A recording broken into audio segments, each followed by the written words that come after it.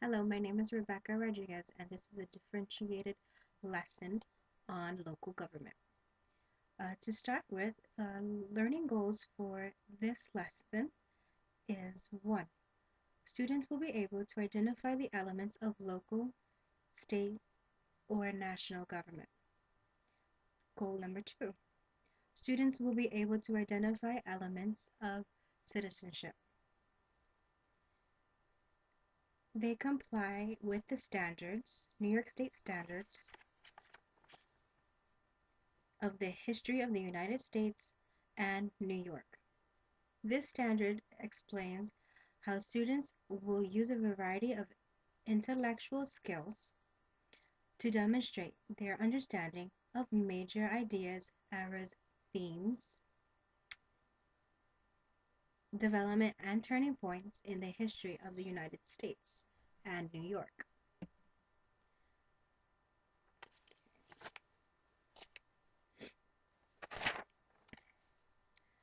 The motivation for this lesson is found through the pre-assessment for the unit, which is a KWL worksheet or chart. The KWL worksheets will be served as an evaluation of the student's prior knowledge. So each student will be given a KWL. In groups, they will be filling out the K and W.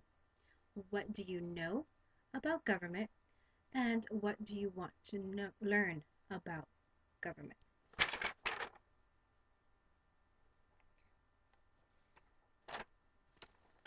The groups would be 4 groups of either 4 or 5 students, and these groups are placed together heterogeneously according to their skill and ability.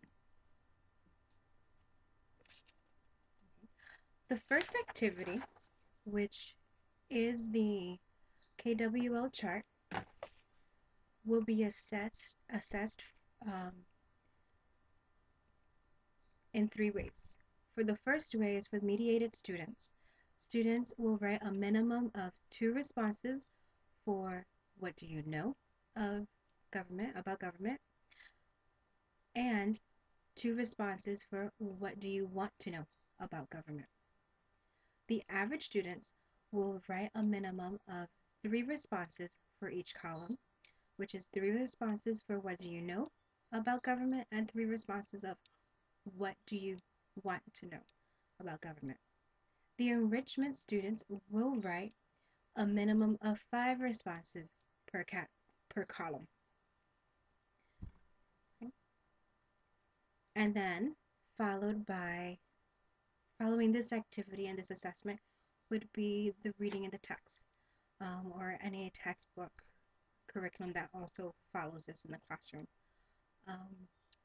We would we'll have a whole group discussion of what do you know about local government. Think of the last time you went to a school library, and who do you think paid for books that we read at the library? Who owns the library? The teacher will ask questions like that to get ideas and to see what the responses of each student would be. If they would say, if they know who owns the library, that the library is owned by the state and it's for everyone in the community. Then we would read on about how a citizen decides in their community, and we would talk about democracy in our in in our country, and how citizens make decisions about local, state, and national government.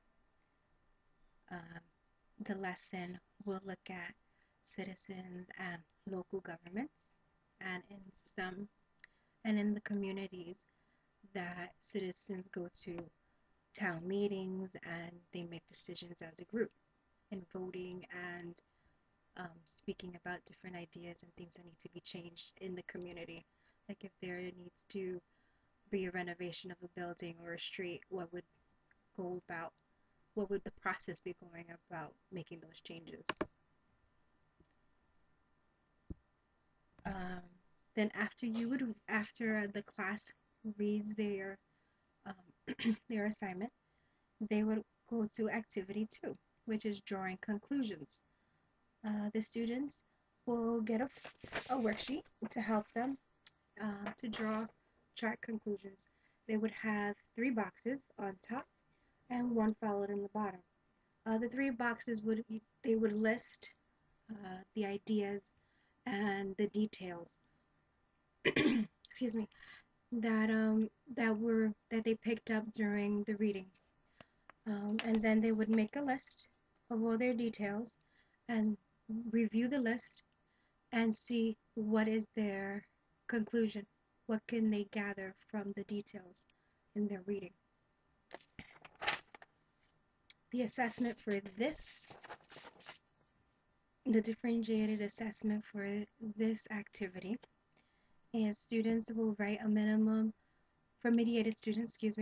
minimum of 2 details and one contributing conclusion.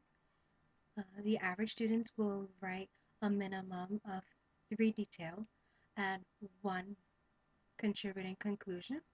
And the enrichment students will write a minimum of 5 details and one conclusion. The extended practice will be a homework assignment, which would be for students to use the newspaper or online newspaper or articles and read about current community concerns. Enrichment students, their homework would be to brainstorm and present solutions to these problems in a 3-paragraph essay. Standard or average student will brainstorm and present solutions to these problems in a 2-paragraph essay. And then the mediated student will have will brainstorm and present solutions to these problems in a 1-paragraph essay form. Thank you, and I hope you enjoyed listening and learning of this lesson. Thank you.